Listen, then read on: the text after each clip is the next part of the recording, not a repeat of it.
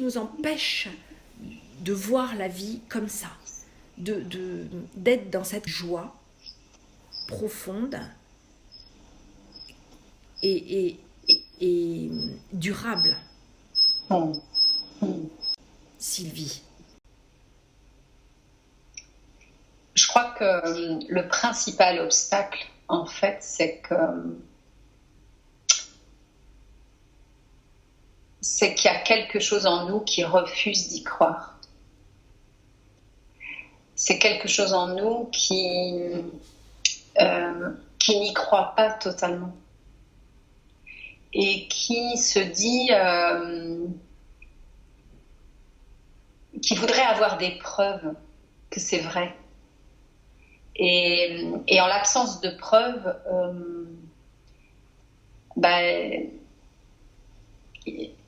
il reste entre deux, c'est-à-dire il ne va pas vraiment.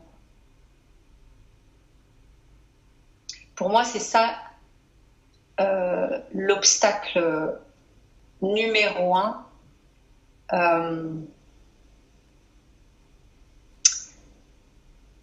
C'est que l'idée, elle est tellement joyeuse et qu'on a tellement eu l'habitude d'être... que les choses mettent du temps pour se manifester, qu'il y ait ces efforts à faire, toutes ces années que moi j'ai passé à chercher à me libérer, que vous avez certainement aussi passé à chercher à vous libérer. Et quelque part, il y a presque un attachement à ce parcours-là. Et j'avais une patiente hier qui me disait, avant-hier, qui me disait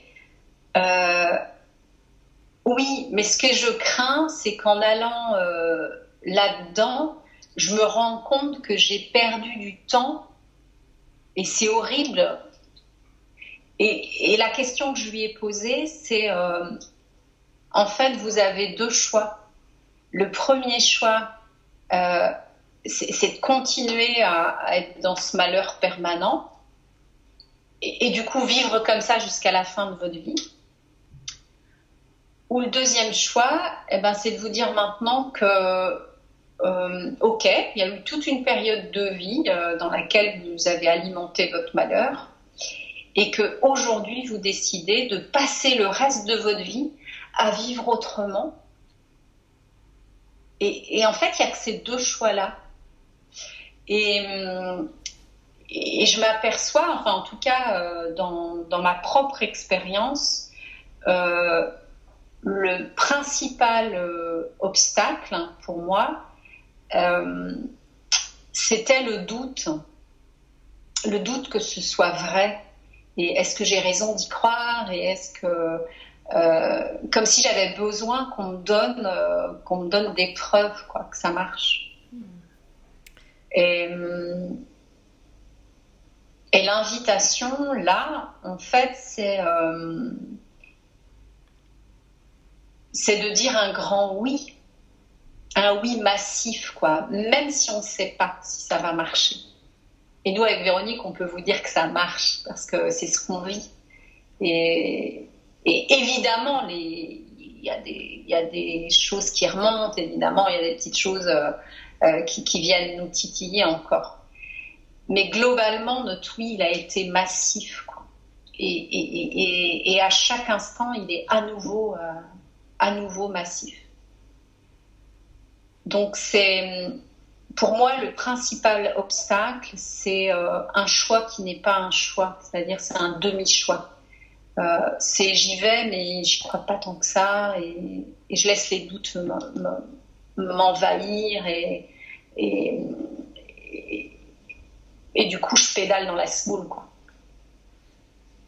Donc voilà, donc tu affirmes que le principal obstacle, c'est qu'on ne dit pas oui. Et donc le grand retournement, c'est en fait ce oui au bonheur, c'est ce oui à la joie, d'où va découler un grand changement. C'est qu'on ne croit pas encore assez que la joie est faite pour nous et qu'on est faite pour la joie. C'est ça. Voilà, pour moi, c'est la même voie, en fait, qui est que, bah oui, dans mon enfance, j'ai toujours rêvé, en fait, su au fond de mon cœur que tout ce que je voulais, c'est la joie et le bonheur et l'amour absolu et total.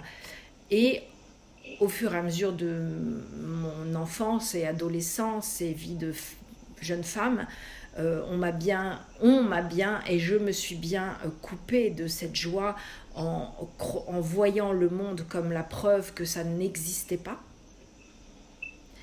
Et qu'il fallait renoncer. Alors qu'en fait, cet état d'enfant qui est innocent et qui y croit et qui ne vit que pour la joie, c'est notre état naturel. Et cet enfant avait raison et aujourd'hui, c'est ça qui se passe. Nous redonnons raison à notre enfant.